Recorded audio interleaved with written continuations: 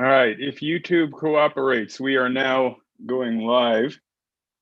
And thank you for taking the time to join us this evening for our November meeting of the La Mesa Foothills Democratic Club. It's Wednesday, November 4th, a day after a very important day in history. I'm Mitch Wagner. I am VP Communications for the La Mesa Foothills Democratic Club. Welcome. Tonight, we're going to hear from a panel of experts who will break down what happened in the elections. It was a mixed day on a national level and a good day in the state and San Diego and local elections with some misgivings. At least that's how I see it now. We'll all get some insight, and I'm sure I will have a more intelligent opinion when the night ends.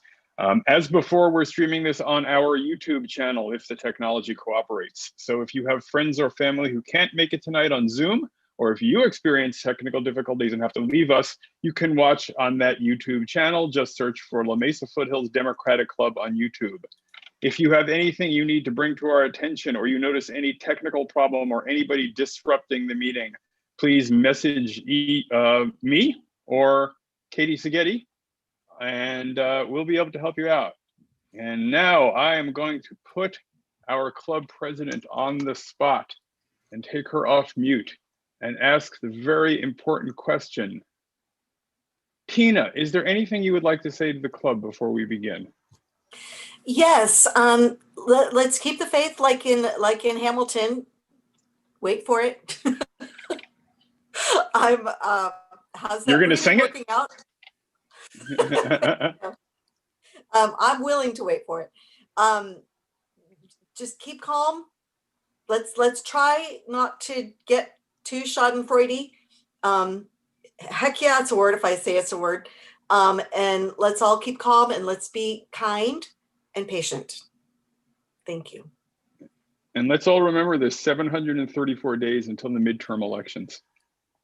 Oh my God. So,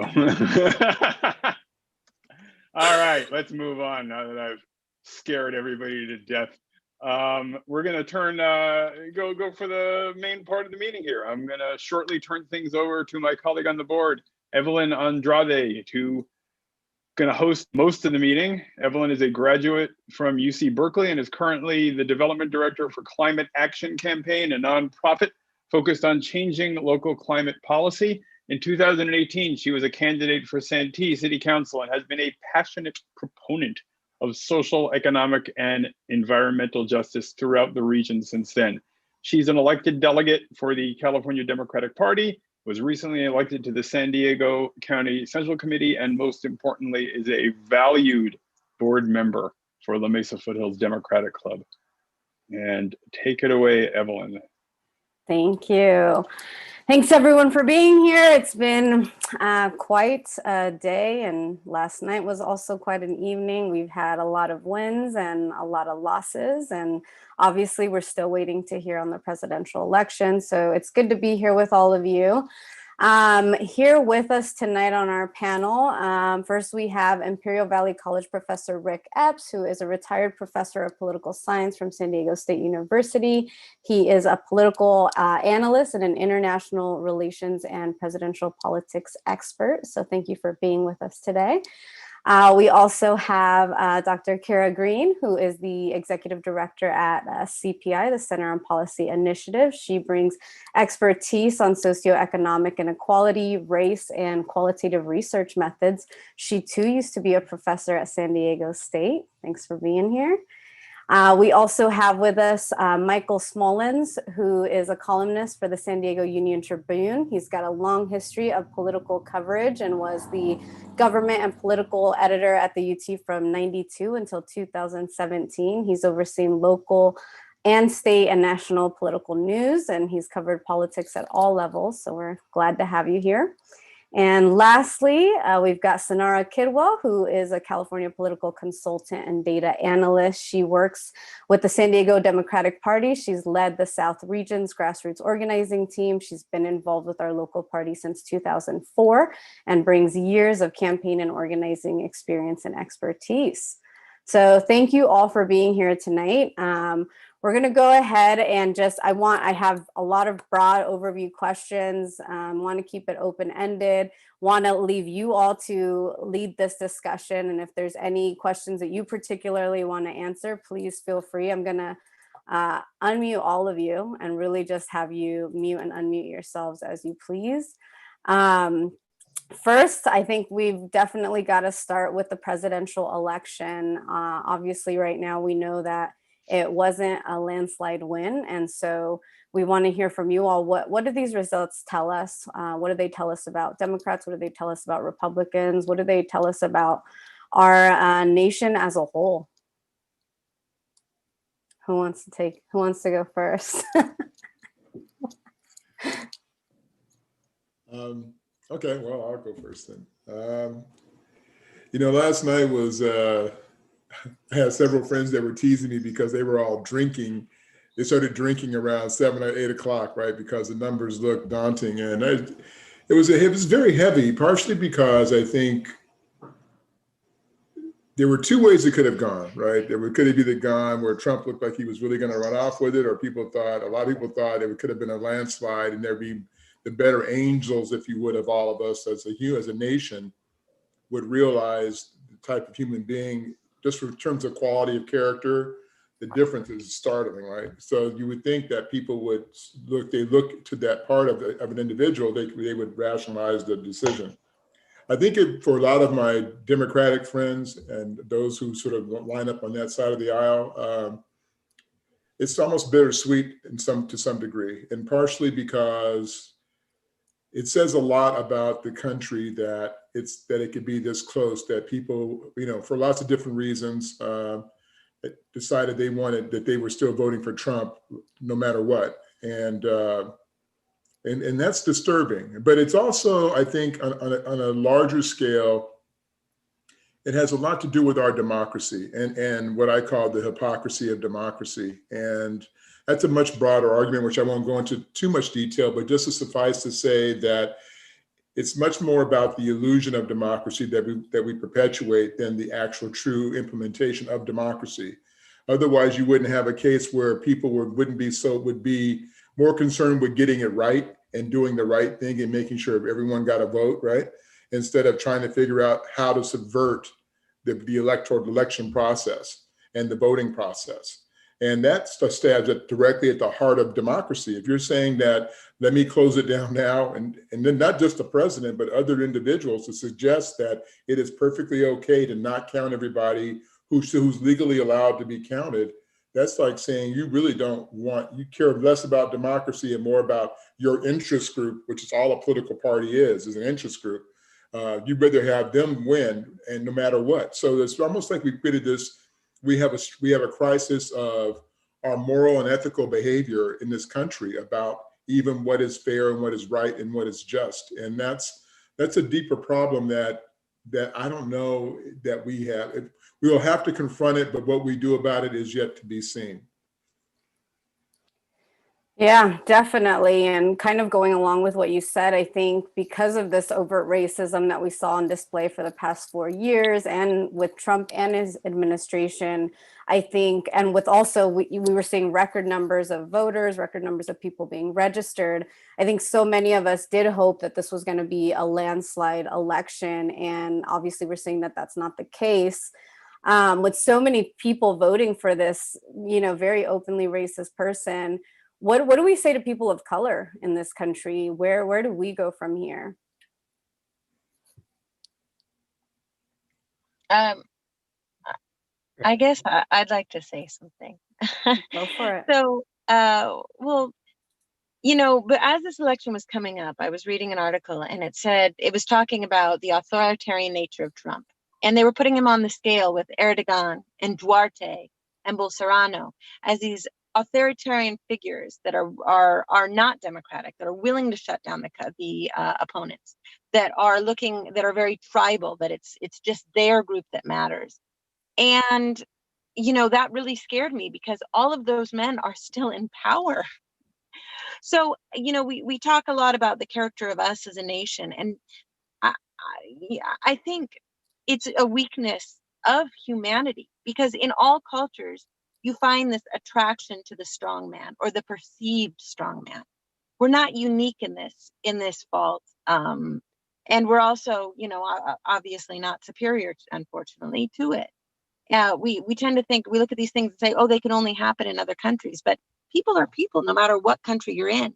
And luckily, thank goodness, it's not the majority of people that fell for that in this country, but it is significant enough that it's obviously very, very disappointing.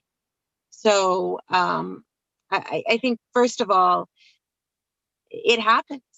There is a segment of humanity that is attracted to that strongman. And how do we overcome that? How do we make sure that people really see the flaws beneath it, that you know, the attraction to the bully doesn't remain? I mean, I think that's something that still needs to be figured out.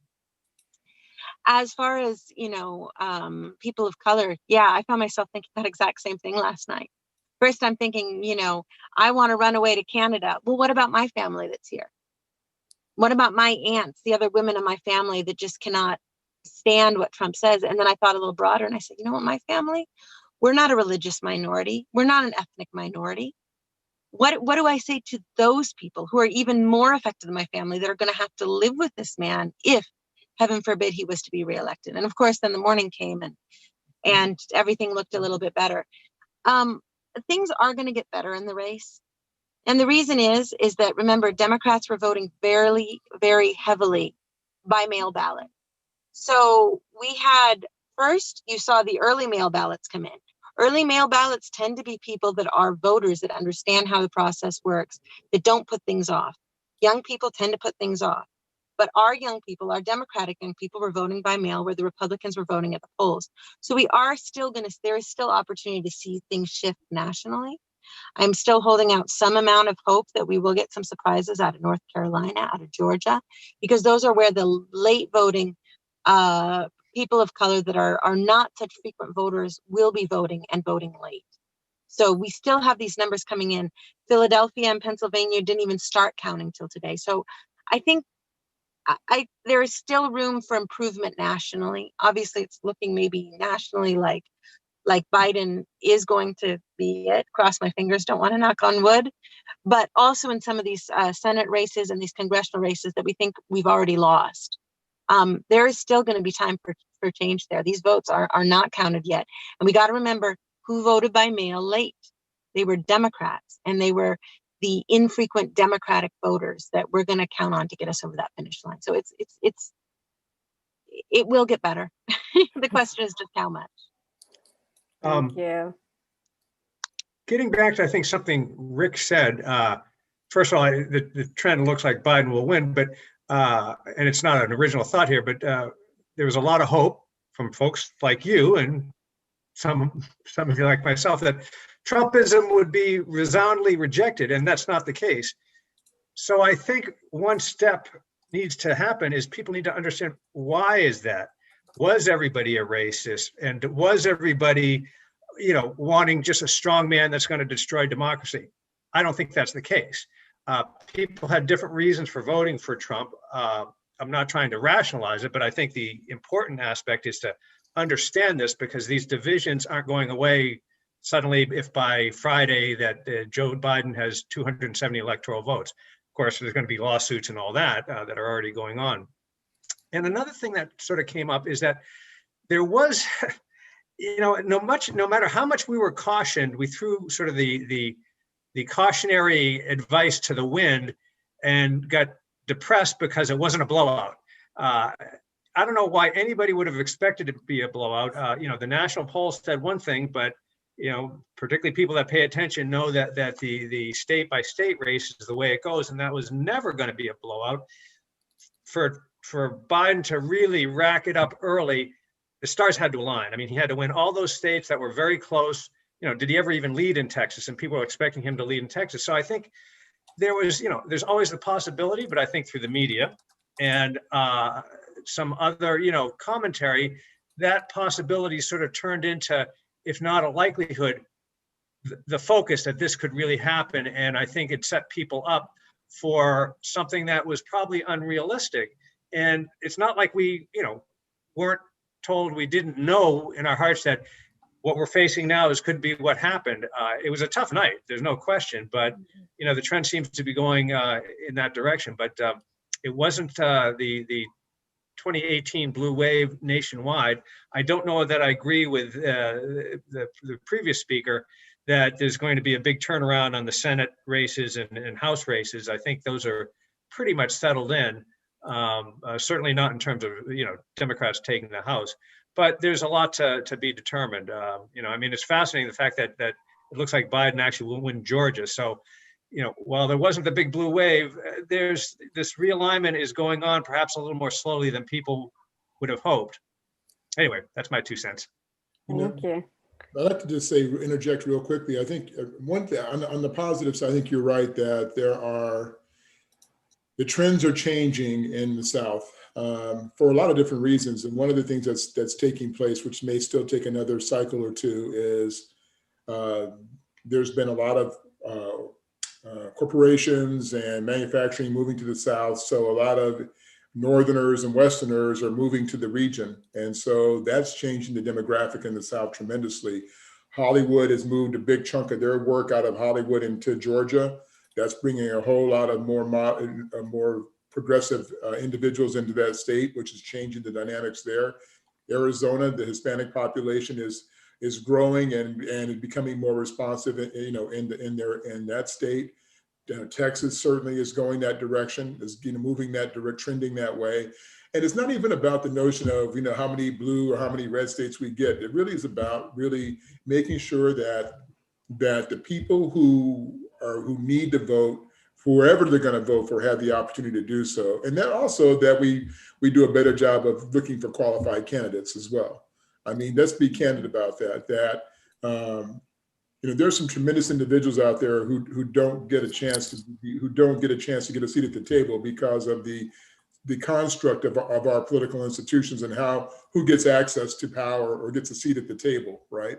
And that becomes a bigger part of the problem. But when you look at the structures of our system, and this is one of the things that's going to be a longer issue for us to dialogue going forward, is going to be this issue of the popular vote versus the electoral college, right? And partially because of the fact that when the framers of the Constitution built it and they allowed for, and when they created the bicameral legislature, the two houses of Congress, they gave the power to the Senate, which gave disproportionate power to small states. So you could have a state like South Dakota, which has like 6 people in it, and that state has. And those 2 states, South Dakota and North Dakota, with like a total of 10 people, have disproportionate amount of people who have more power in the Senate than California does with a bazillion people, right? So there's something wrong with that scenario. So the idea is, how do we change the model? And this is where the crisis happens, is that those people who are strict constitutionalists, who want to rely on the document that's 250 years old, which is still valuable, but you have to at least be able to address the reality that we're in 2020 and the world is different, and how do we accommodate those changes? And that's when you get caught looking backwards. And I would say this: if you're trying to develop policies while looking backwards, you're going to make some very bad decisions, because the world is not what it was 250 years ago, not even what it was 30 years ago. And so, the idea of this strong man, with Trump being the strong man, and this sort of authoritarian, populist reality, which is, again, Hitler, Mussolini, all these guys, they all start from the same thing. And then they get people to believe in them because they're trying to hang on to something that is never going to be theirs again. So they demonize people of color, they demonize gays, they demonize, women, they demonize everybody else to divide us. And sadly, what happens is we foolishly let ourselves be divided. And one of the biggest ways I've learned about this more recently was something which I sort of hard to swallow in a certain way, because when you think of liberal, you tend to think of like people are progressive in all aspects of liberalism, like the idea of, they're not racist, they're not biased, and they really just open to everything. And that's not true. That's simply not true. That's how Hillary lost. That's how some of the states that have historically been more borderline, it's like they're okay with social causes as long as it doesn't deal with the race issue. But when you talk about things like Black Lives Matter or Brown Lives Matter or immigration issues, all of a sudden they get crickets. So just because liberals are liberal in some aspect doesn't mean they're liberal in all aspects. Doesn't mean they're going to invite you to their house to hang out with them. So it's very interesting that I've learned that more recently in all the years I've been doing this, where I had to sort of, with some interaction with some people that I was interact with, some faculty members, And we had a discussion about this. It was really very telling about the liberal, I wouldn't even call them racist, but liberals who really aren't as supportive on the cause of race, on the race issue, as we would think they are, just because they're liberals. Yep. Kind of like it is. No, that's true. Very good point. Dr. Greene, do you have anything to add?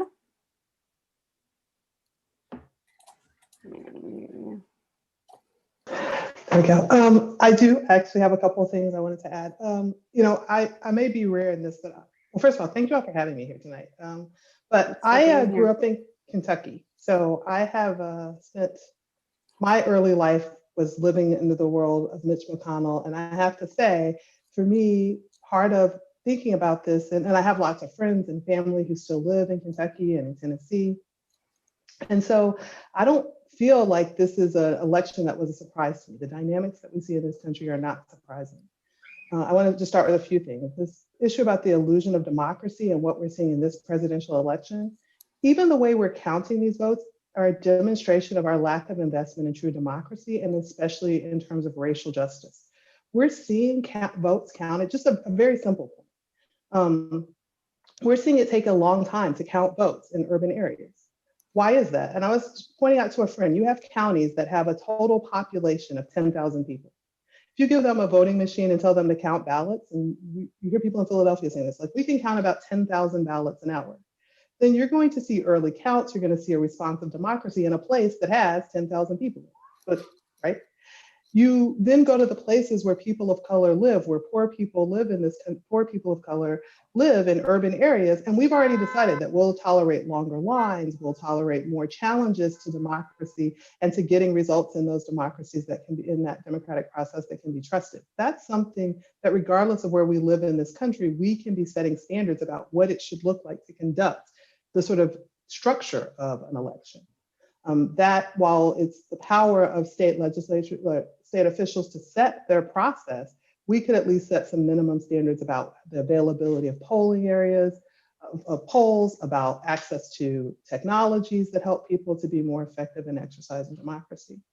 In terms of this issue about what it says about that half the people in this country support Donald Trump, again, take a look at those maps.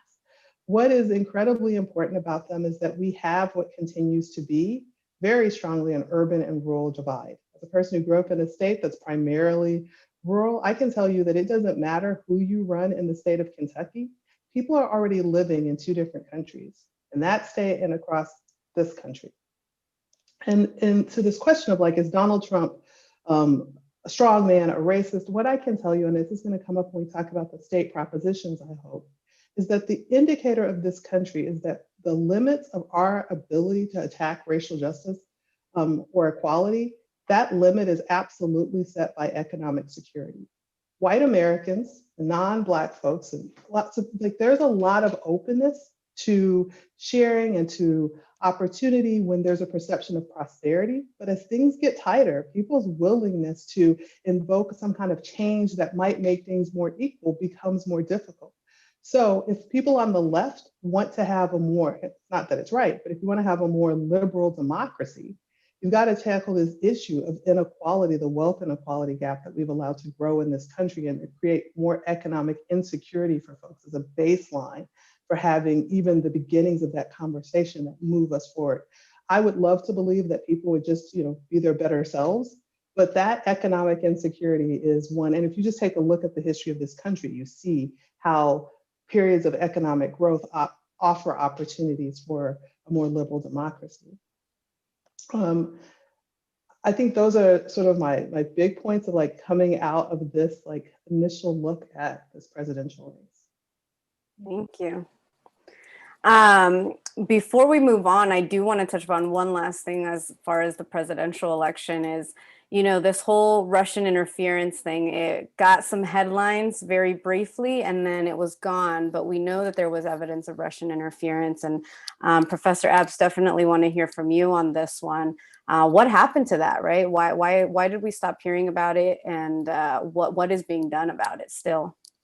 It's interesting. I was going to make a comment about this. It really is disturbing on a certain level. This is one of the weaknesses of the Democratic Party, and They just have, and it's been this way for the last couple of decades, is that they are horrible at messaging.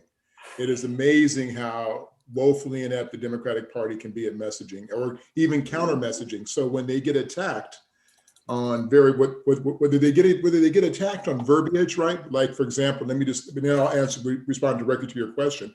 But when they talked about defunding the police, right?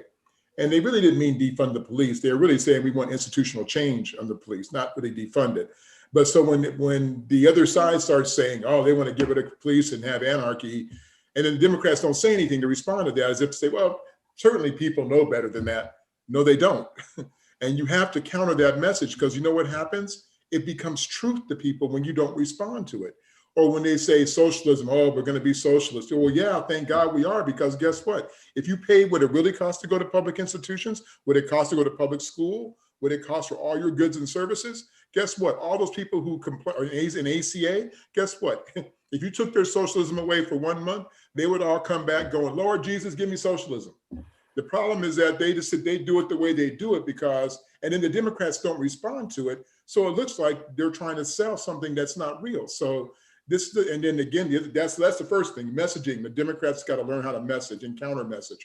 The other thing is, I think that's even more poignant when you talk about the issue of Russia, just like Atlas the other day, the COVID guy who is Trump's front COVID guy, who might as well be a gynecologist, right? For all he knows about COVID, yet he puts him up as his front man or an ophthalmologist. But the idea is that he puts him up as a front man for the COVID virus, and then you find he's got direct ties to a Russian propaganda agent company that's on the watch list.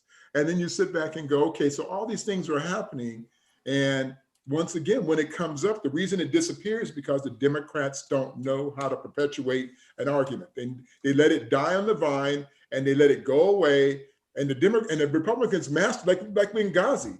Benghazi happens 2 years before the election, and 2 years later, they drag it back out in front of Hillary's face again, because for 2 years they dragged a message out, and the Democrats never figured out how to fight it, even with 2 years to prepare to fight it.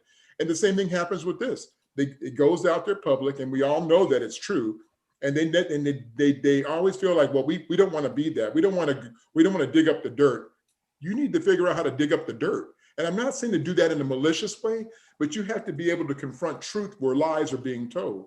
And they just don't do it. I wish I could understand the impetus of the party to not be able to engage in that fashion, and that they purposely let that message die. And they shouldn't. I mean, it's shameful. There have been so many times with Trump between his lies and these types of things that the party had opportunities to step it up, and they don't step it up. It's amazing to me. Yeah. It's like, it's mind-boggling, really. Like, who's running the show? Who are their consultants who are telling them to let this stuff go? I have no idea. It's crazy. No, I definitely would agree with that. I mean, another point, like another area where we saw that was with Trump's taxes. It was a headline and then it was gone. And that was deeply something that we could have taken advantage of and talked about more. I do want to move on because we just have so many things to talk about. Let's move on to the state props. Dr. Greene, I know you briefly started talking about them. Let's talk about overall what passed, what didn't pass, what's the impact, what are some of the biggest wins that we saw, what are some of the biggest losses, and what does it say about our state, right? We're a deep blue state, but I personally felt that the votes on the props didn't feel that way, and so curious to get your thoughts on high level and, like I said, big wins and some big losses. Dr. Reed, I'm going to let you start since you brought it up, and then if anyone else wants to speak up.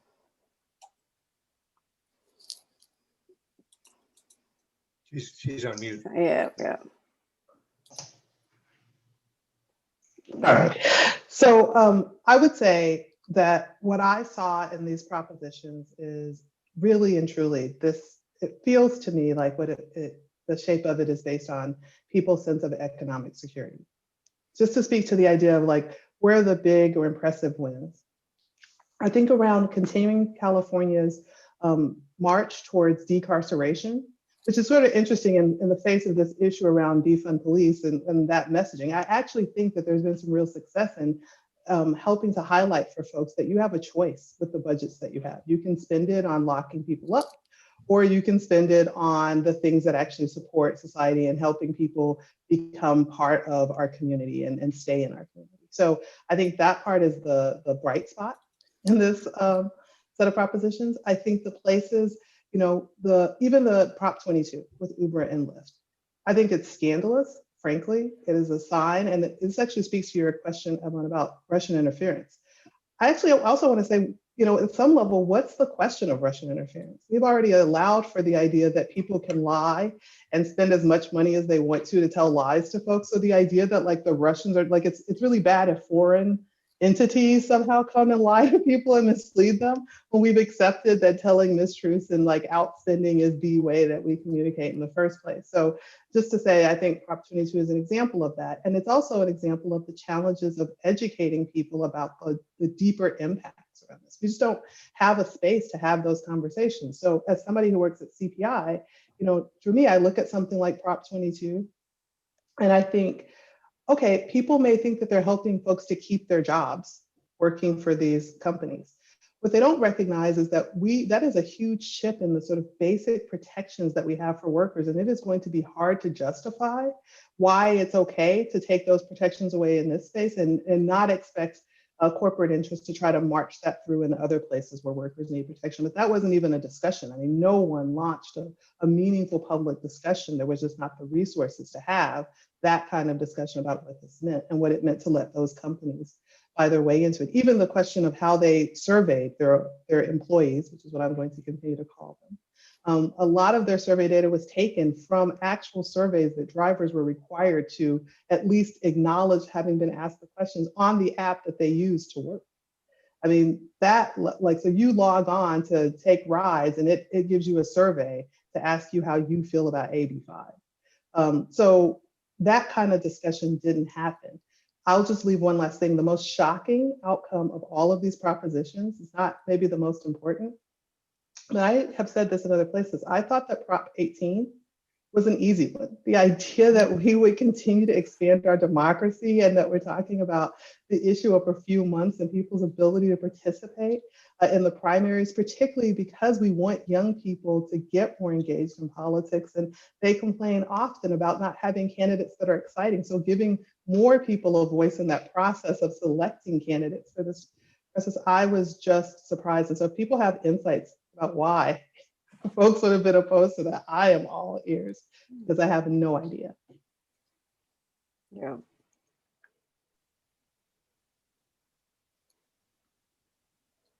Michael, do you want to speak on any of the props?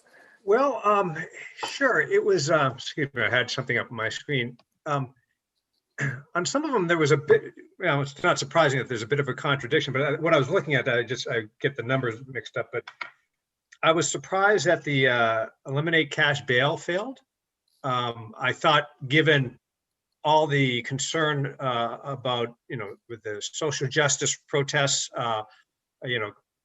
triggered by police brutality and concern about incarceration, even some Republican prosecutors thought the cash bail system is unfair. Whether they supported what the initiative did is another question.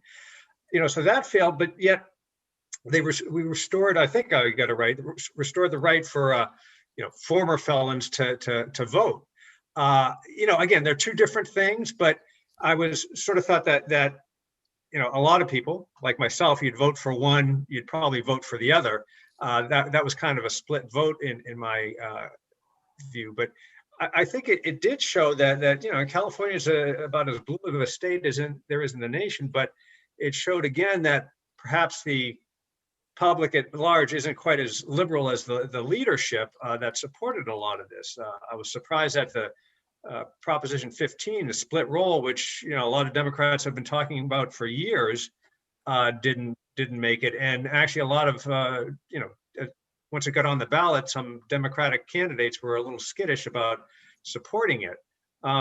So there's that, and frankly, and I've made this argument before for your other half, not your better half, but for the Republicans who are just absolutely in the wilderness in this state. I think that there's some, signs there that if they hope to get back in the game, to look at those results, which, I haven't seen the breakdowns, but I'm assuming, the split roll and a lot of those things, the cash bail had heavy Republican support and opposition, so to speak. They're so, troubled in California, the Republican Party, by, the association with Trump that sucks all the oxygen out of the room. I will give them some credit. I don't know how successful they are of trying to focus on more California-centric issue.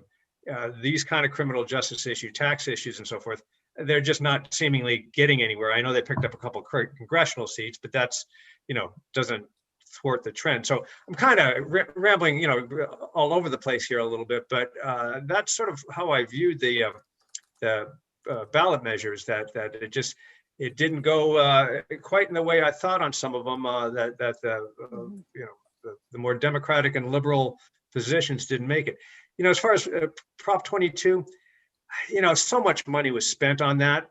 That's a tough call to I don't know that people, I don't want to say fully understood what was at stake there, but I think that was an issue. And frankly, I just think, a lot of people like the ride sharing offerings and were concerned that they might go away. And that probably drove a lot of the vote. Whether that was a legitimate, in real life concern, it was, I think, in terms of some voters.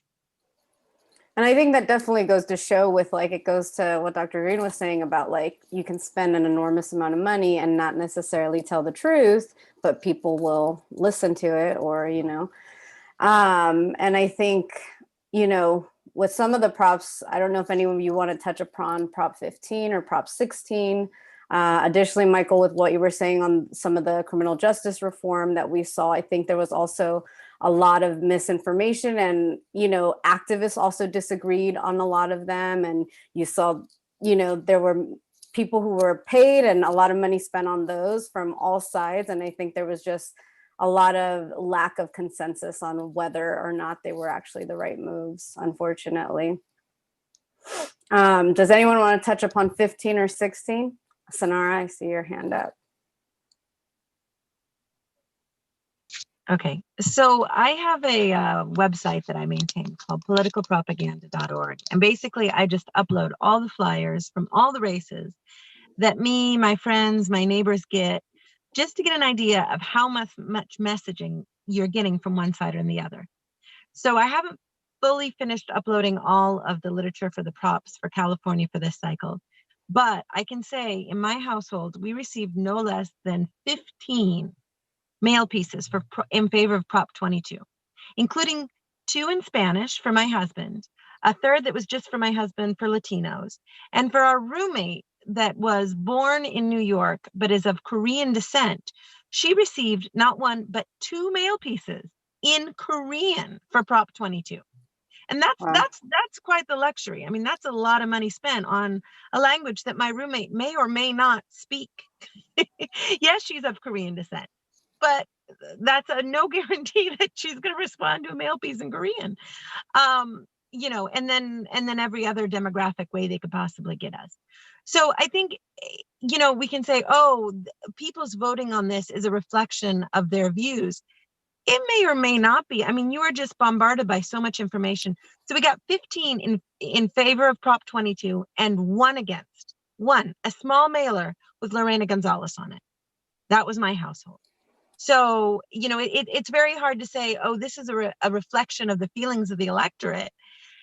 Maybe it's just a reflection of the education of the electorate in our system that allows these very large sums of money to go into races. And this is true not just for the propositions, but also for the local races, for the national. We talk about messaging. Such a large part of the messaging is how much money you have to get your message out there. And we concentrate on our large Democratic donors. And it was pointed out online, George Soros, he's the 8th largest donor in America. Who are the top 7? The majority of them are Republican. And that money pays for a voice. And same with Prop 15. Prop 15, we received, I think I have 3 flyers against it and none for it. So that's the message that the voter receives. It's less, and propositions are confusing and difficult. And when you have this huge spending advantage on one side, it's hard to say that this is really a reflection of the voters' views as much as their information and misinformation they've received. And I think, campaign finance reform, I'm just going to throw that out there, very, very important, because it can put the truth at such a disadvantage.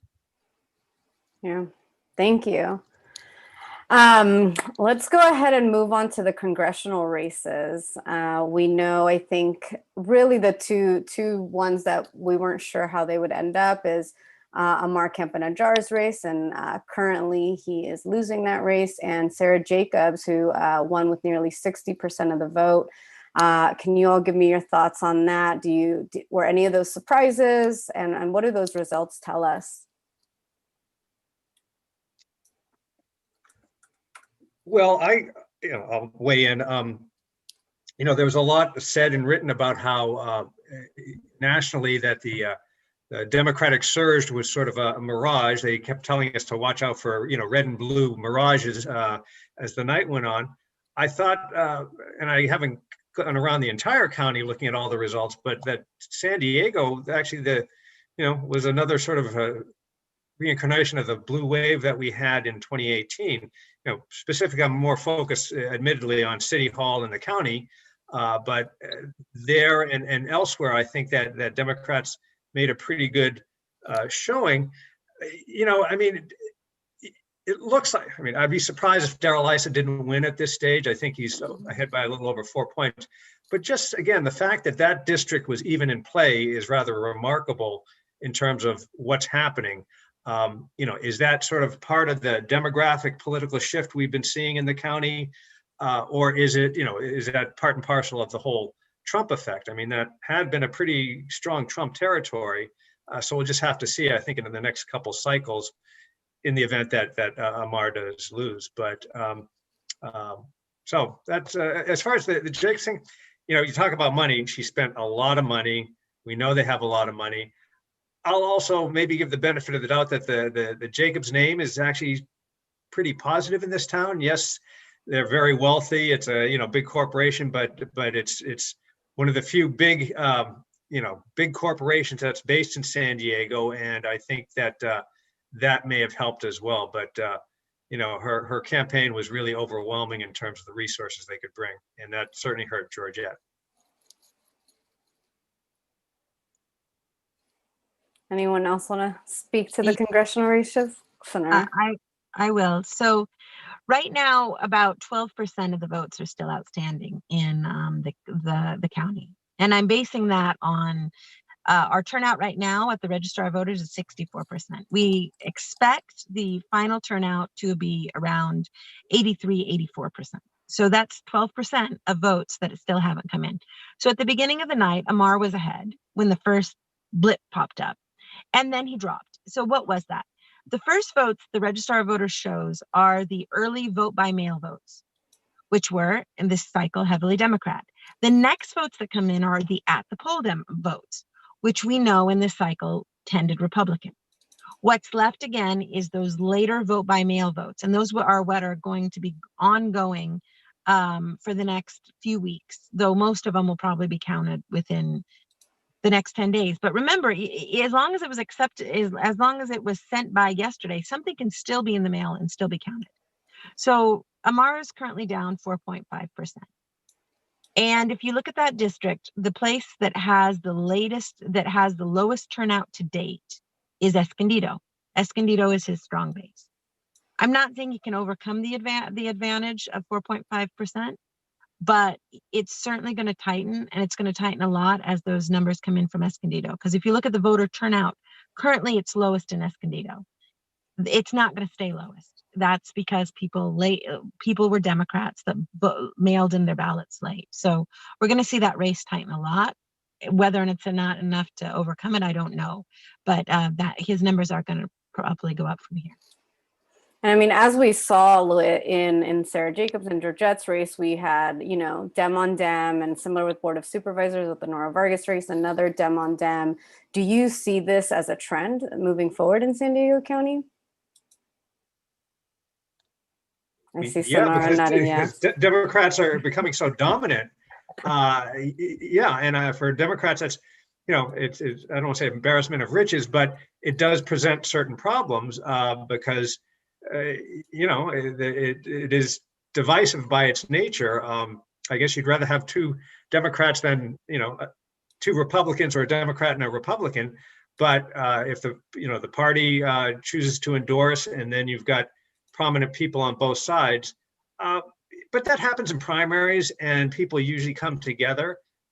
Sometimes there's some deep damage that's done, but it is a bit of a unique situation. I've been around long enough to remember when this was a Republican town and a Republican county, and the notion that you'd have Democrats running against each other, like for San Diego mayor without a Republican candidate, is really something in a historical context. So there's the good, but also, you do have Democrats beating up on Democrats. And as we saw in a few high profile races, things did get a bit ugly. Yep. And just touching more upon that, like, how would you say that the party has changed in the county in the last 20 years? I mean, we saw this big win with the county, right, Tara? Won with pretty large margins, and even Nora's race, she also won with pretty big margin. What is that, our future in San Diego? What does the winning and the flipping of the Board of Supervisors mean for the future of our county? I'd kind of like to hear, I see Will down in the corner of my screen, that this is right in his wheelhouse. Why don't you weigh in on that one, Will? Put you on the spot. Welcome, Will. Thanks for being here. Do you want to speak to that? Sorry, I put you on the spot, but you know more about this than I do. This is sort of your job, though, like putting me on the spot as a journalist. What was the question? Was like, what was the question? Where is the future of our county, right? So we've seen, how has the Democratic Party changed in the last 20 years? But now with the flipping of the Board of Supervisors, what does that mean for San Diego and our region? Well, what we're seeing right now is that the endorsement of the party, and if labor is united with the party, we win. In most of the Dem on Dem races, for example, the party's endorsed candidate, with one exception, Sarah, who I spoke to today, which is great. We have seen that the Democratic endorsed candidate prevailed even over strong opposition. So, for example, Nora Vargas took on a sitting state senator. The party's endorsement, she did not have labor support or broad labor support, which means the party that a lot of these conflicts will now play out among the party, because we're seeing a growth of the party throughout the county. The party's grown by 14%, and our numbers, I think, in terms of voter registration, is 4 times the growth of the Republican Party. So we're going to see a lot of like internal conflict, but also we're going to have to make an effort to make sure that we're bringing those together, because the next step after these elections are done is governing, and those relationships are very important when you're staffing up, when you're putting your team together. Those people who were combatants on a political campaign will now be allies as they're creating policy and figuring out how to govern the city of the city and county, and the different cities in San Diego. And what that means for the county is that we are going to see major, broad changes in terms of policy across the board.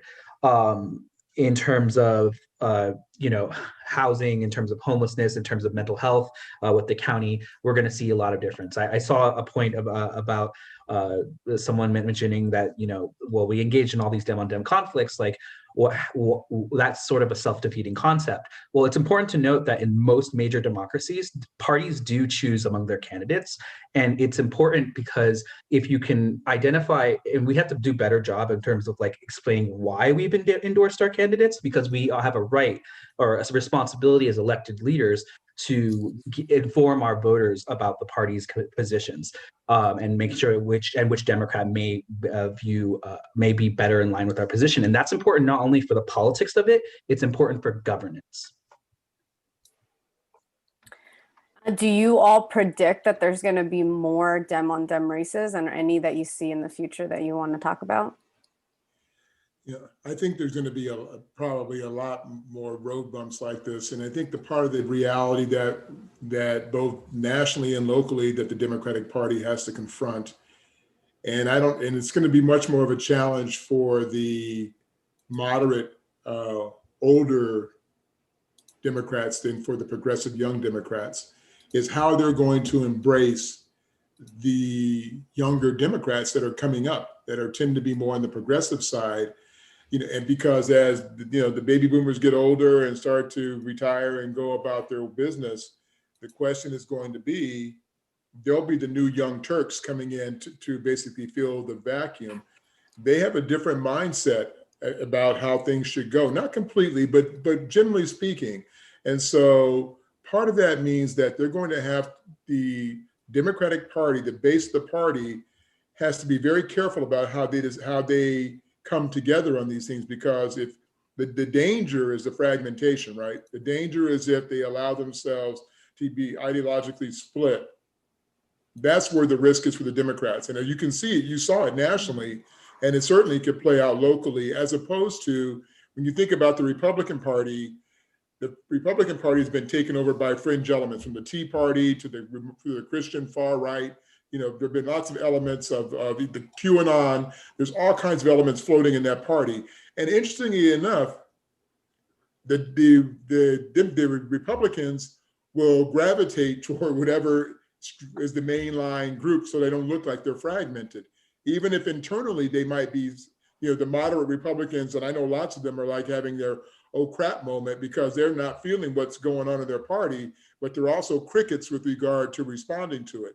So the Democrats have to be very careful about how they message, how they set themselves up going forward, and they better start figuring that out now, so that they don't look like and break down their own infrastructure. And it looks like that, and the optics become one that look like create reality for them that they don't want to see take place in the future. So they've got an opportunity here to make change, and I hope that they do it in a smart way.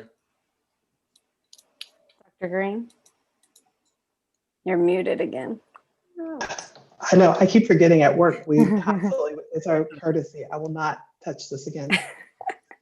I'm here in my official capacity at CPI, and we are a nonpartisan organization. So we're allowed to talk to anybody, but not really provide advice to anybody in particular either about the sort of partisan thing. So I'm going to really focus on the left-right divide in this. And what I will say, and I can talk a little bit about political parties in this context. I think I have committed this year to making myself unpopular in spaces by saying things that I think are true.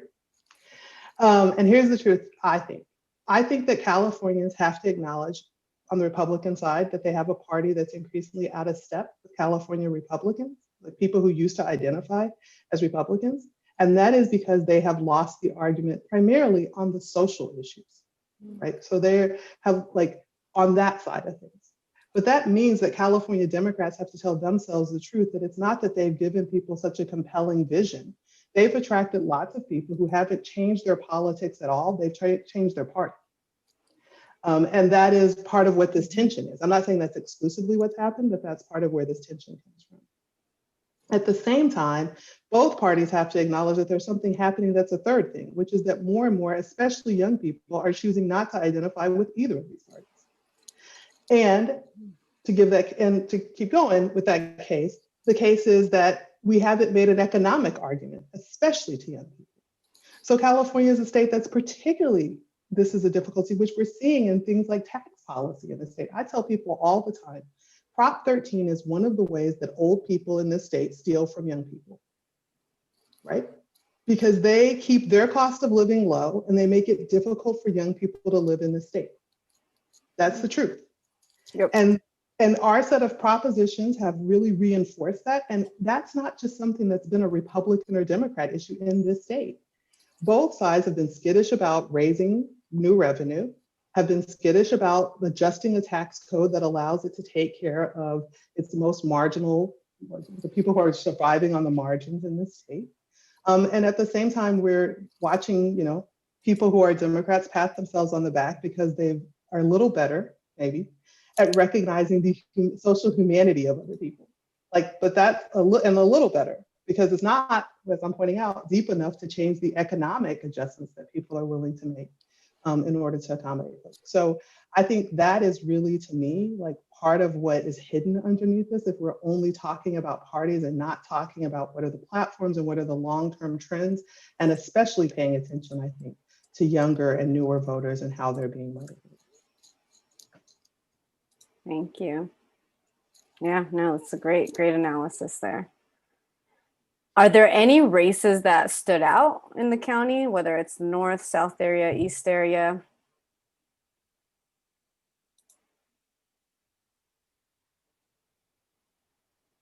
I know in Santee, we flipped a seat. We got a Democrat elected in Santee. But are there any of significance that you all were surprised by? Cynara, go ahead.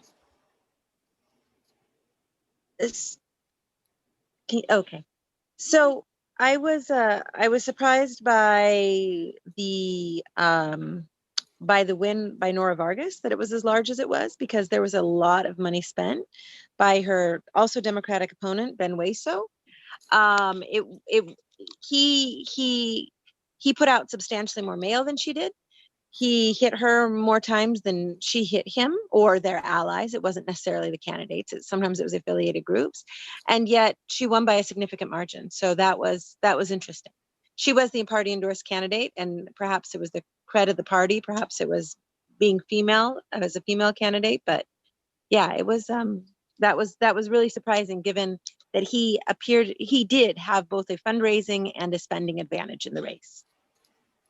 Yep. And I did see in the chat that Colin Parent and Jack Shue, that was a big deal. Definitely, I too was surprised by that race. Let's go ahead and talk about the city of San Diego. I mean, Democrats had quite a sweep there, and that was very exciting. Big changes for the city of San Diego are coming. Mayoral race. Can any of you speak to why you think Scott Sherman did not get into the runoff, and why it turned into a Dem-on-Dem race? And what do you think about the mayoral, both mayoral and council races will tell us about the future of San Diego? Well, I thought, speaking to Scott Sherman, he almost did get into the runoff, as we know, that he led after the early tallies, but Barbara Bree caught up through the extended count.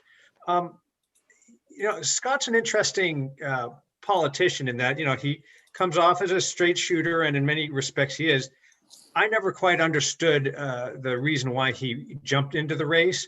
I mean, here's the guy that had in his office how many days left at City Hall. He was so frustrated by the process there. He's looking forward to getting out, and then to try to convince people that he was going to be a serious mayoral candidate, I just didn't buy it. I was sort of surprised at how well he did, but then again, he was the Republican, and I think that's where he was just basically sold. There was the notion of all sorts of skullduggery to knock out Barbara Bree, and I mean, there's no way Scott Sherman was going to compete with Todd Gloria or Barbara Bree, frankly, in a runoff.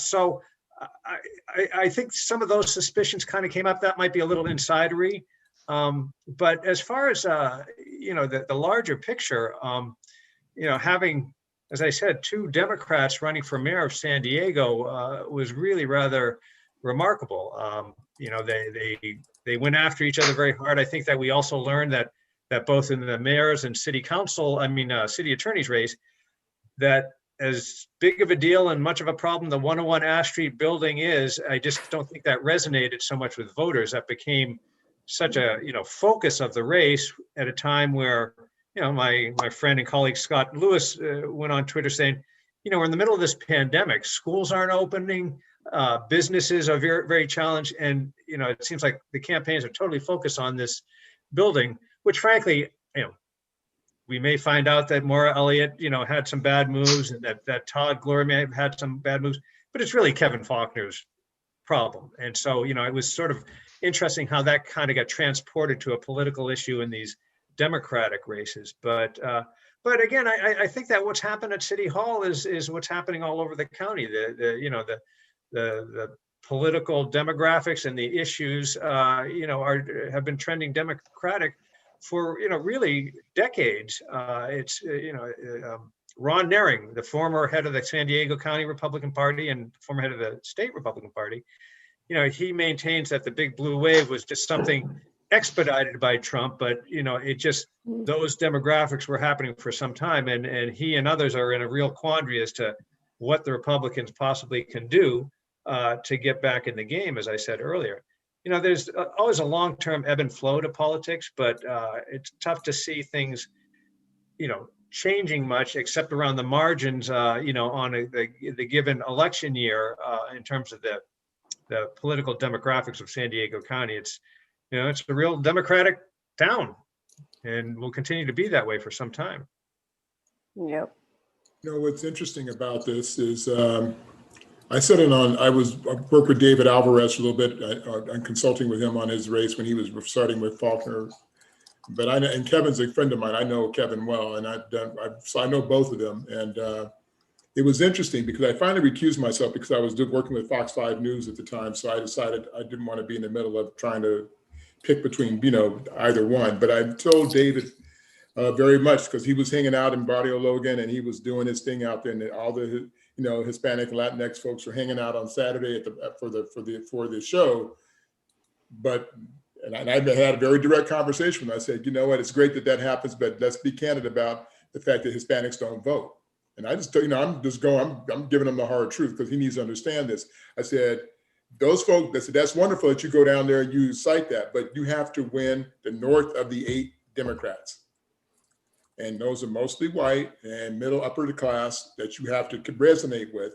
I said, if you spend all your time down here in Barrio Logan, those folks are gonna be like, well, what are you doing for us? And so he lost, and he lost because he didn't reach the north of the 8 Democrats. And the idea, the reason I'm bringing this up now is because what's going to be interesting to happen is that how well the Hispanic community, because the Black community in San Diego has been so diluted now, what used to be the Black community is no longer really the Black community for the most part. But the idea of when you look at the Hispanic community, how well they're going to resonate with people like Todd Gloria, like these pretty boys, right? Or whatever, these more modern, they're like upper class, they're already like, they got their preppy shirts on, how well is that going to resonate if the Hispanic voters decide to get more involved in the political process? Yes, there'll be Democrats, but will they be resonating toward those types of leaders, or will they be resonating toward more folks who maybe who look more like them, or who live more like them than what we see today, right? And this is also where the divide in San Diego happens, because for the Republicans to win, what's going to happen on their end is to find somebody who's more Kevin Faulkner-like in terms of a moderate Republican. That is the only way that's going to germinate, or maybe find a person of color, Hispanic or Black or some other group, possibly or feel a woman who's moderate, that might be able to sell that argument for joining their party. But right now, the Democrats have a nice grasp, which I never would have thought I'd seen in my life. But if they're not careful, again, this is all about, they've had it, you can have it in your hands, and if you don't do it right, it can blow back on you. So, and sometimes the legacy of Faulkner's policies may impede what the Democrats want to do, and they're going in through their time. So, and they'll get the blame if it doesn't, for the policies that fail. So I hope they do it right so they can, maintain a base anyway. So. Who do you see as the strongest Democrats leading the city now? I know there's been talks and calls for Monica Montgomery to be our next president. Who do you see as those leading San Diego moving forward, their staffers, and what are they going to do?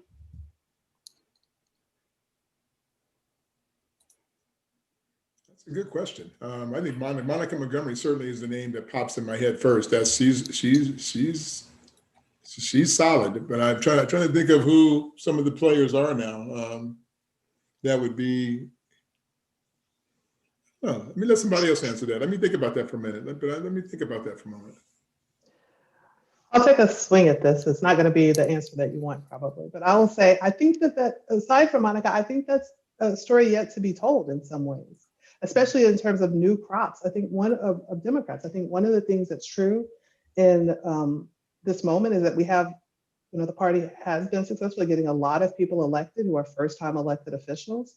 And we're going to learn a lot about their leadership style and their politics, because there are shifts that happen between campaigning and governing, for sure.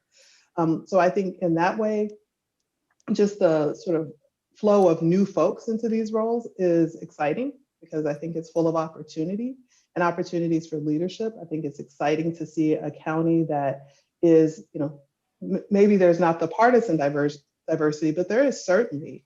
I think when you look across this county, you put all those folks on the stage who we're electing in San Diego County, it's just a more interesting look at what leadership might look like. That part, I think, is something to be, and different styles of leadership. I think that's the other reason why it's hard to say who is the most powerful leader, because I think it's what style of leadership are we talking about? What I'm most excited about, the work that we do at CPI, one of the things that's been a change, it's true about working with Monica Montgomery, it's true about working with Nathan Fletcher, for that matter, is that they are thinking about how they govern in a way that's more interactive. It's not as distant from the people that they're working with. It's not just campaigning during campaign time, but it's thinking about how to govern together.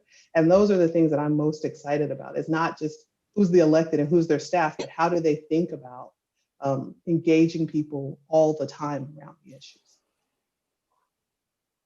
What should Democrats do now? What policies do you want to see in place, both at the county level and at the city level, now that we have control?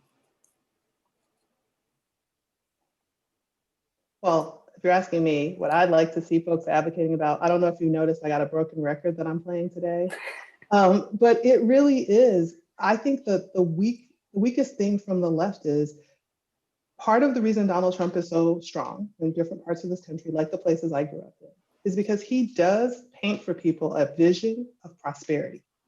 It might be a pathway that you don't think works for most people. That might be a fair analysis, but there's a version of the world that's not all, it's like got all these scary people, but if you do it right, you can be successful. And I would argue that on the left, people are not offering that vision. Like even when we talk about climate change, or we talk about changes in justice, I don't see how that's linked to, for people who are in this county, just to go back to this thing about Prop 22 and about Uber and Lyft. People are afraid in this economy. They don't see the pathway for how they're going to survive, and they're afraid of anything that disrupts that. So I'd like to see some policies that really address that economic insecurity that people are facing. A key one that is not what I think other people are going to talk about. A huge problem that we have in this county is wage theft. People go to work and they do not receive the paycheck that they're entitled to. It happens in all kinds of situations. And this is where I think we get to sometimes talk about law and order. What I would say is part of the reason that we need these kind of policies is because there is no laws that protect there's no law enforcement that's consistently practiced that protects everyday people from the ravages of corporate crime. And I used to do this when I was a sociology professor, trying to keep people from being bored. I give this example. I say to folks, if you go into a store and you steal something of low value, we've all seen the examples of a kid, a young person, a person who's unhoused, who's struggling, held in that store, and police officers come to investigate that you stole $5 worth of goods, or you tried to walk out with, milk. But I used to do for my students the flip of this. I said, what happens? Have you ever heard these stories about people who go to like McDonald's or Burger King, like they go to some drive-through, the people don't give them their fries, and they're mad, and they're like, I'm gonna call the cops. And my students would laugh and laugh about how ridiculous this was. And I said to them, but think about if just like a restaurant decided, a fast food chain, that every third person, they were just not going to give them some of the items that they paid for. The amount of money that they could make just cheating people a little bit. And that's nothing compared to what wage theft does in this country. And yet, if I ask you, if that happens to somebody, who do they call on the phone to say, my boss didn't pay me, or paid me with a check that bounced? Right? So I wasn't able to pay my rent. Those are the kinds of enforcement of everyday, we go through the trouble of passing the policies. We say that the system is supposed to work, and when it's broken, We ask people to find a hidden office. We've got more of this, the better office in the state, but the Department of Labor, you go there, you file a claim, and very little money is put into it. So you wait a really long time, and you probably, by the way, don't even receive the settlement that you were agreed to. And even if you do, which happens in this city, in the city of San Diego and throughout this county, the people who stole your money from you don't necessarily lose their public contracts because no one's tracking that to say that they've committed a crime and they're no longer eligible for public dollars. So that's just an example to me of like the kinds of like deeply thinking about working people and their struggles that could be effective policy that helped balance the scales in this region and across this country. Thank you. Anybody else want to speak to that? Well, I think one of the things, you know, all the issues, and I agree with Kyra on that. And there's been some budding efforts at City Hall and the county to deal with, you know, financial equality, economic equality. It's going to be tough. And but what I think with all the big issues of that, of you know, racial justice and then the affordable housing and homelessness, it's all going to be superseded, I think, by having to really manage the COVID situation. I could be wrong. We've all been told it's going to get worse before it gets better, but I think the economic fallout is going to be very tough on, everybody focuses on businesses, but and I think homeowners and renters are going to be facing a lot more evictions and foreclosures. And so I think local government's going to have to deal with that to some degree, but also the lack of revenues. We got bailed out by the federal government, and that may happen again once this election is finally settled, but that's not going to last forever. So I think one of the things that wasn't really discussed in this campaign at the city and county levels was who can manage through these things. People were very good on the larger issues that are sort of pervasive and perennial issues facing the region. But I don't know the answer to that, but that's going to be, I'm very concerned about, those kind of impact, on businesses, small businesses, but individuals as well. And that's going to have a fallout effect on local government. And one of the things that I forgot to talk about is the local measures here in the city. We won Measure A, we won Measure B. Curious to get your all thoughts on what you see those impacts that are going to be. Measure E as well, the height limit, that was a very controversial measure. Just what are your thoughts on the impacts of these local measures here in San Diego? Well, just one point, you mentioned Measure A, that's still losing. That needs the 2/3. It's got a good majority, but I don't, 2/3 is almost impossible to get in this town. There was a overused quote. I loved bringing it up, but some time ago, some civic leader said you can't get 2/3 majority in San Diego for free ice cream. It's just very difficult when you're trying to raise taxes, or in this case, property taxes. Measure B, I think, was phenomenal. It's just amazing. That's been going on since the 80s, if not earlier. The push to get an independent police commission, and unfortunately, it took the confluence of events that we have seen this past year in terms of police killings, police brutality, and the big protests to really push the ball forward.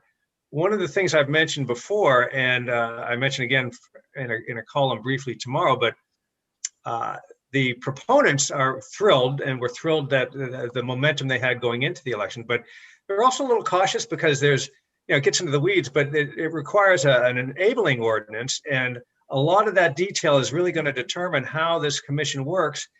And, the Police Officers Association, which had been able to torpedo these proposed commissions in the past, didn't do that this time, but they're going to exert a lot of pressure on the city council members to shape that ordinance.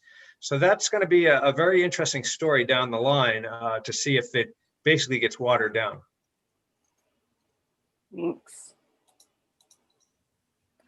One last question I want to ask you all just in general, and then I want to open it up just to see if we can get a couple questions from the audience. You know, COVID, the pandemic obviously impacted elections in a big way. How do you all see that campaigns kind of adapted to contacting voters? Do you think that any of these new tactics will become permanent? What did we learn from this campaign cycle that doesn't normally apply to normal years?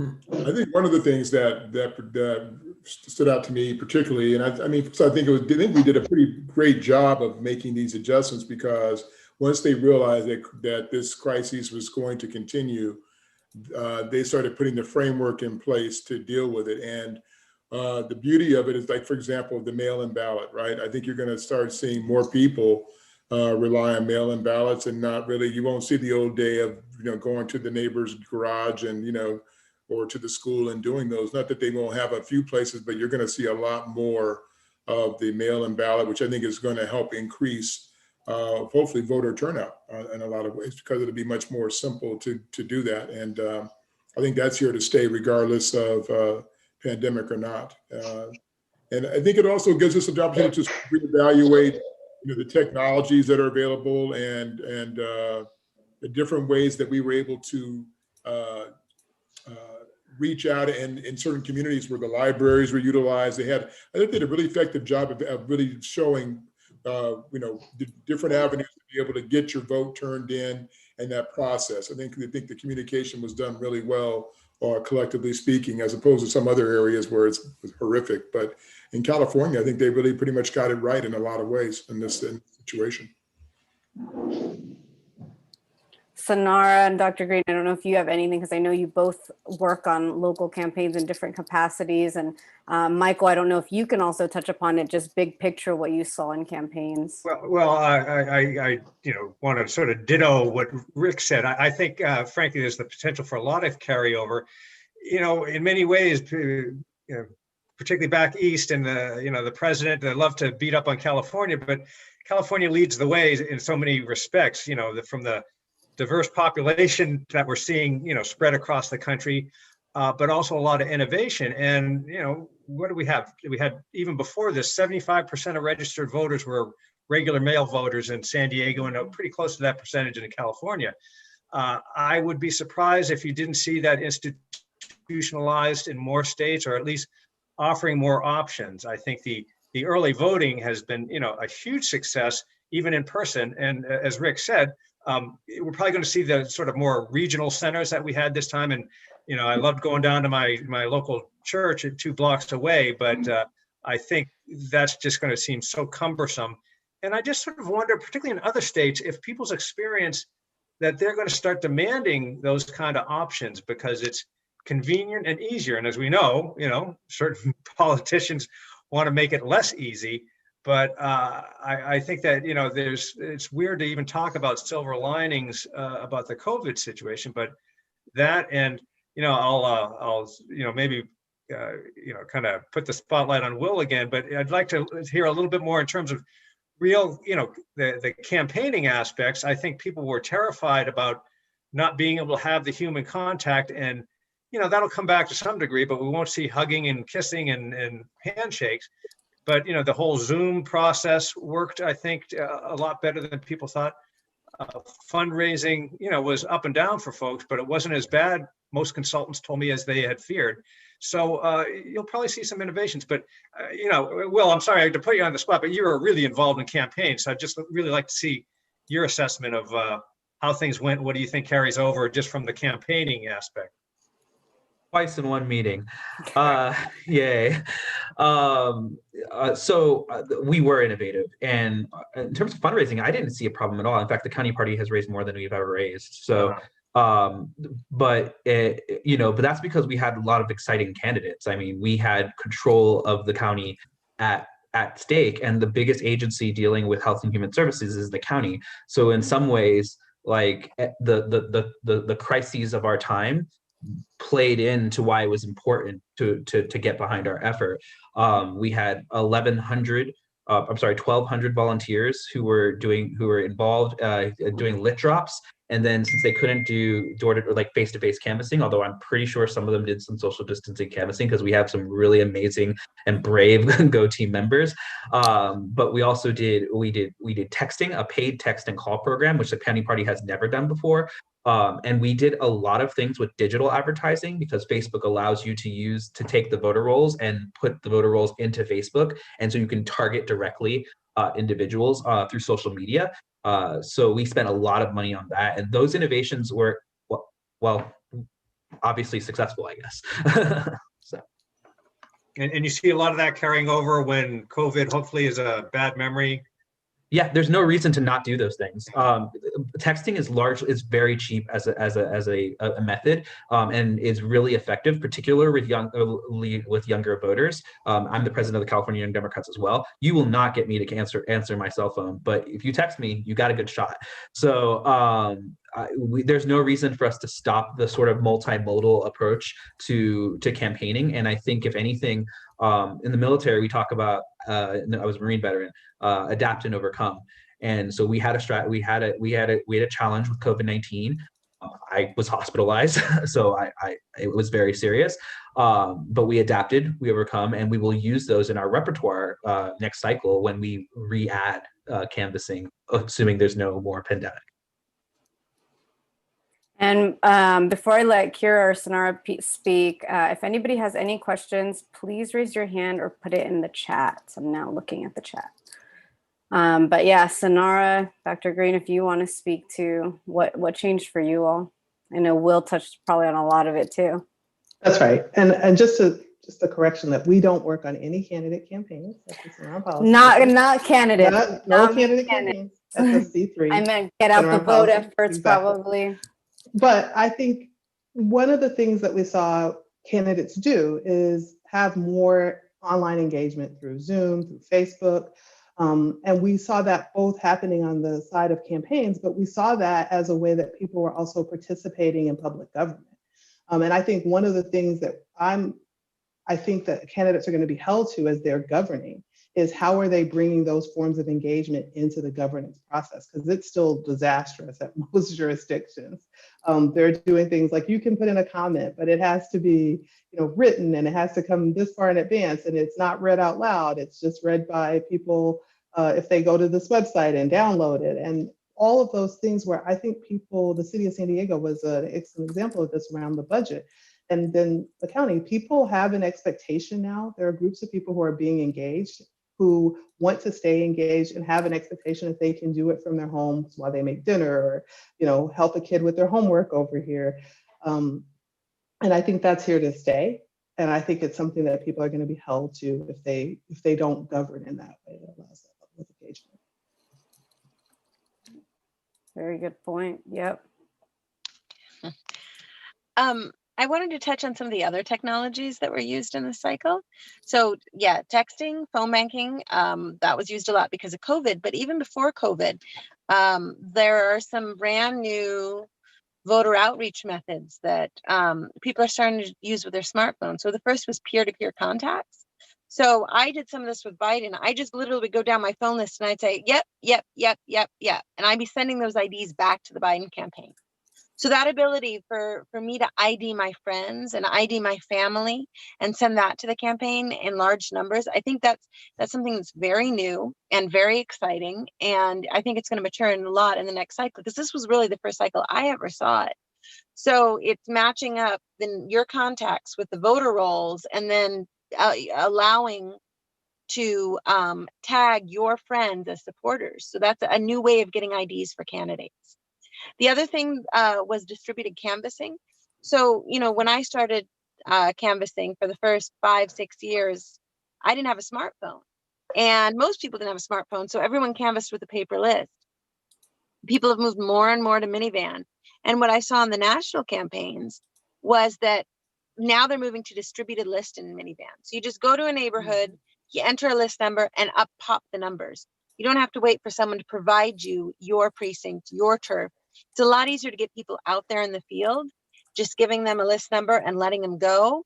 And that's a very effective way of canvassing with your cell phone. So I think we're going to see a lot more lists for canvassing in cell phones, and we're going to see a lot more distributed list in canvassing in cell phones. So you're no longer waiting for the party to assign you a turf.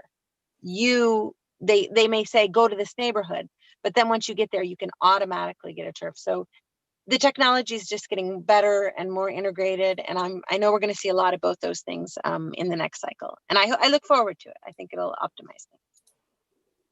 Thank you. And thank you all for being here. It doesn't look like we have any questions in the chat or anybody raised their hands. Professor Epps had to go, so thank you to him for being here. I just want to leave time and space for any last thoughts, just in general on the election, whether presidential, statewide, locally, just any last thoughts, anything that you want to make sure you get across today. I do have one thing. I know it's really exciting that when there are strong leads in races and people are calling those races, but I do think in California, if we want to continue to support other parts of the country, it's important for us to continue to say that there are votes to be counted and that we want to see every vote counted.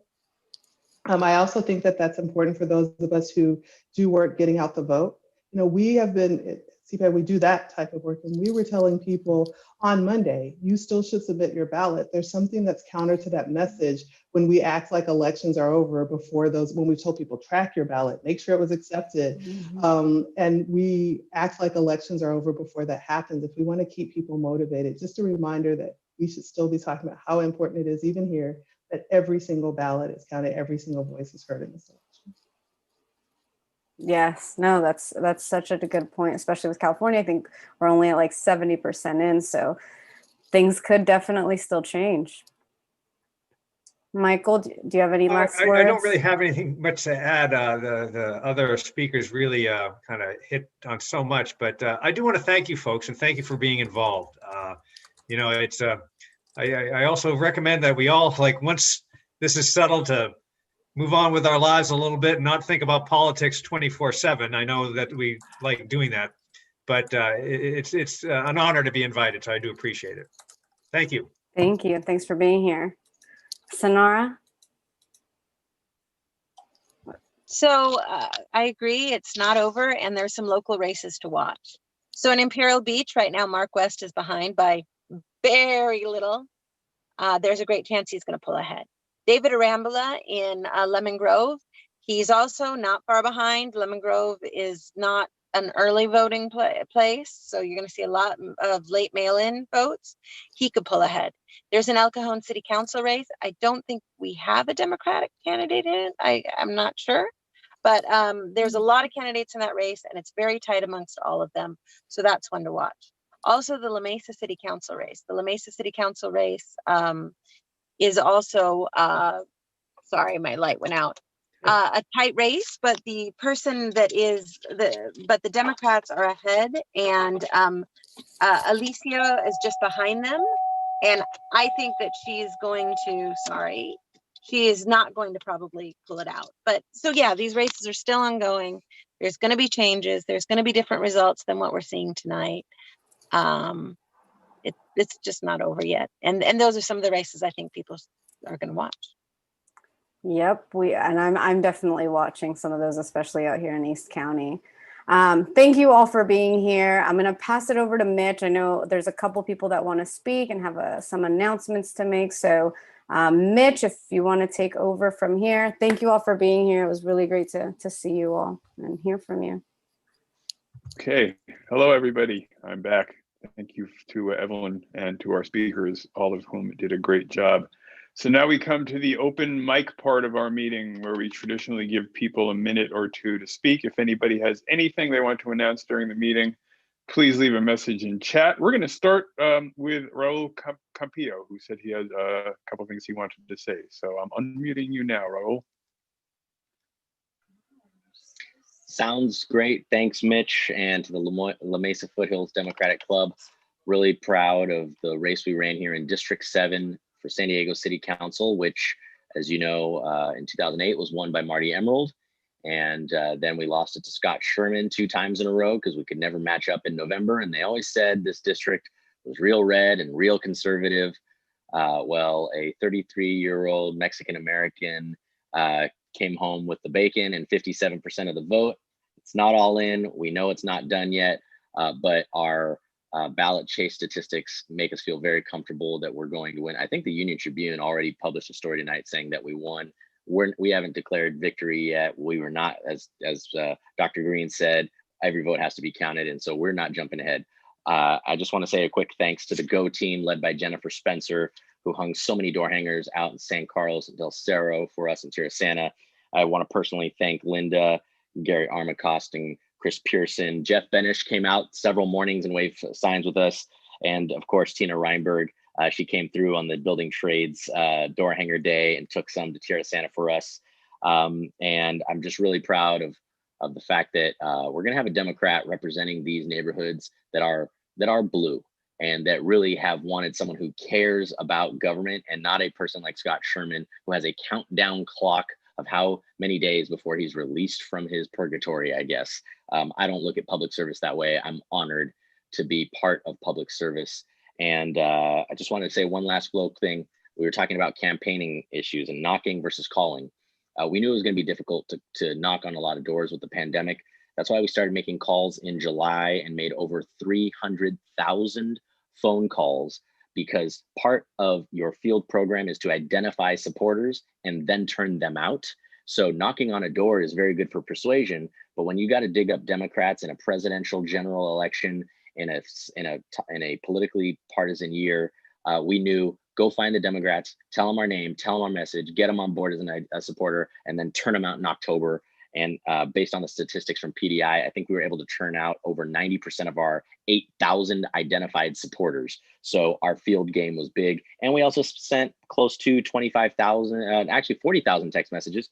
And we were able to do it precinct by precinct. We hit Serra Mesa and Cerritos with one small particular message on an issue they care about.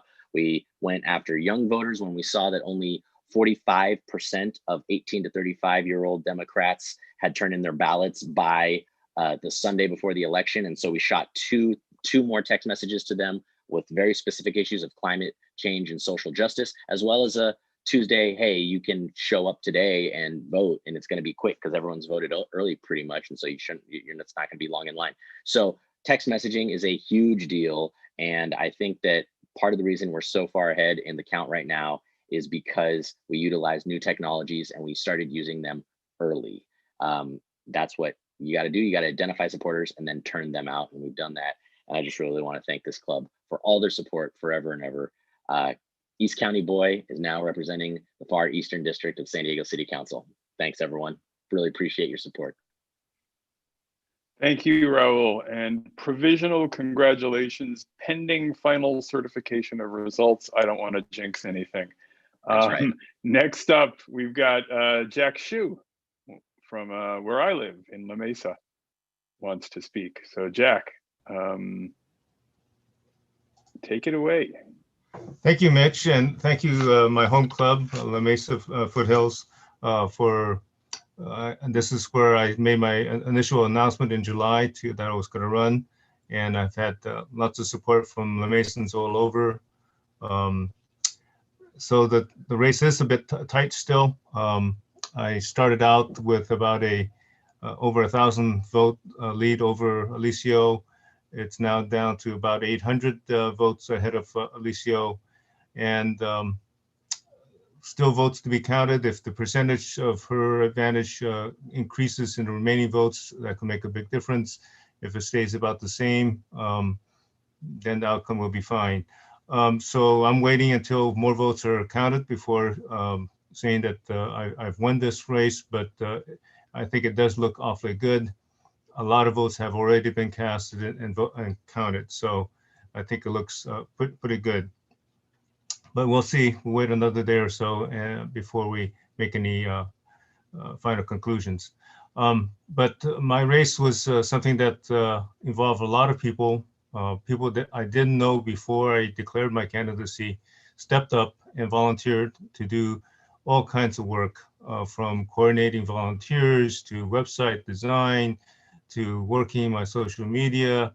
I had a great kitchen cabinet at the very beginning with a lot of great helpers from Sarah Kent, who's involved with, of course, Dems throughout the county, as well as people like Dave Meyer, as well as Council Member Akila Weber. So in terms of what's going forward, the blue wave has hit La Mesa, and I want that wave to continue throughout East County. I've already had a discussion with Dr. Weber and a bit with the column parent on how we hope to go forward next year and make some real changes in La Mesa. La Mesa, as you know, has been blue for quite some time. We finally now have a solid majority if I win. And I think that's hopefully going to happen. So I see a lot of changes that we can make. We've already made a change with regards to having a police oversight board that's going to be very similar to the one that passed in the city of San Diego. We beat them to the punch in La Mesa. That's because we had a good, solid process to get that moving forward. We're going to deal with the homeless situation better in La Mesa. We're going to deal with housing issues, and we're finally going to put some teeth into our climate action plan. So as well as I'm hoping that I will be able to influence SANDAG and other regional planning issues. That's where our pollution is, and that's what we have to do to attack that. And I want to give you forewarning. We're going to have to change how we pay for transportation. We have to stop having drivers be on welfare. And that's one of those dirty truths that we have not done a good job telling our communities, that people who are poisoning the air get away with it. In fact, we subsidize that cost. So I hope those discussions will come forward. They'll come forward in this club, which I've spoken to about these issues before. But I want to make some policy changes, at least at the local level and maybe the regional level. So that's what I hope to do in the near future. I thank all of you who supported me. Obviously, having my name on the slate was a tremendous help towards me getting the votes that I have. So I think that's going to be great. And I look forward to working with this club and many of the other groups in La Mesa so we can move things forward. And we'll cross our fingers and make sure that I do win this election. And maybe by tomorrow we'll find out. Thank you.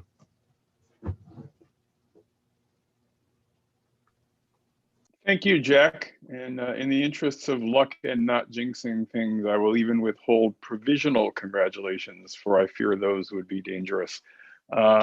Next up, oh, and by the way, I never did get my yard sign from you. There's a bare spot on our lawn that had a place for it. But I don't hold that against you, and we'll continue to support your campaign in the future. Next up, I think Doug Case wanted to say something. Doug? Yeah, thank you. Oh, great. Yeah, on behalf of the Pro Tem, would like to thank everybody for her re-election. Fortunately, it wasn't a very competitive race, and so she was able to put her energy and focus into helping out other candidates, particularly Todd and Tara, and we're very pleased with those results. But more importantly, at the statewide level, we were very successful in state Senate races. Some of those are still to be decided, but it looks like we're going to have a net gain of at least 2. And so we're going to have a super majority of more than 75% of the senators with 31 of the 40 senators being Democrats. And so good news there. Okay, great. Well, congratulations to you as well, Doug. And we're going to next hear from Lori Saldana. Lori?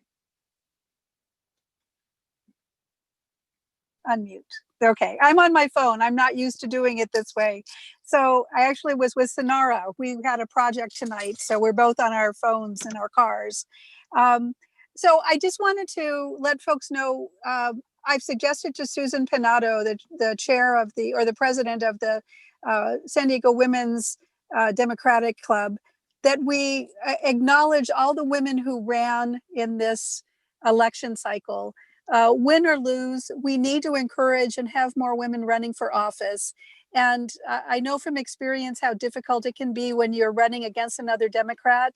And I think it really does a disservice to candidates when we don't acknowledge them for their service. It takes on huge challenges especially for women like Sarah Davis, with young children. And so I want to encourage people, reach out to those candidates, win or lose, acknowledge them, thank them, because the reason we have a blue wave throughout the county is that people are taking on that challenge, putting their lives on hold, and getting out there and putting themselves out to run for office and advance the messages that we need more and more people to hear. So that's something that's in the plans. And I've also been elected to the Central Committee. I'll be sworn in early next year. So I'm looking forward to being more engaged in supporting candidates in the years to come. Thanks, everybody. Thank you, Lori. So do we have anybody else who wants to say anything and announce anything to the group? Leave a message in chat if you do. Going once, going twice, and we're gone. All right, let's wrap things up. Thanks for staying with us, and we hope to see you soon in real life. Join us for our December meeting, which is Wednesday, December 2nd, where we're going to have a holiday party on Zoom with many fun surprises. Look for a replay of this meeting on our YouTube channel. Just search for the Mesa-Foothills Democratic Club on YouTube and subscribe while you're there. You can hopefully get that done tomorrow. We'll hopefully have this up for you tomorrow. Also, look for links to the video on our website, Facebook page, and Twitter account, or in our email update later this week. And somebody's got their screen on, so I'm going to mute people. Okay. All right, everybody's muted now. The website is lamesa-foothillsdemocraticclub.com, or if that's too much for you to type, lmfdems.com. The Facebook page is also the name of the club, La Mesa Foothills Democratic Club. On Twitter, we're LMFDems. And if you want to sign up for our email updates, go to the website and look for the Get Email Updates link at the top of the page. We've got a new Instagram account with one whole photo on it. It's LMFDems. It is not a cat or a dog photo. Sorry about that. Thanks to our moderator, Evlyn Andrade, who did a fantastic job. Thank you to the board for their hard work arranging this meeting. And also thanks to our guests and candidates, and to all of you for spending some of your valuable time with us. Good night, everybody. Stay healthy, stay sane, and we will see you again soon.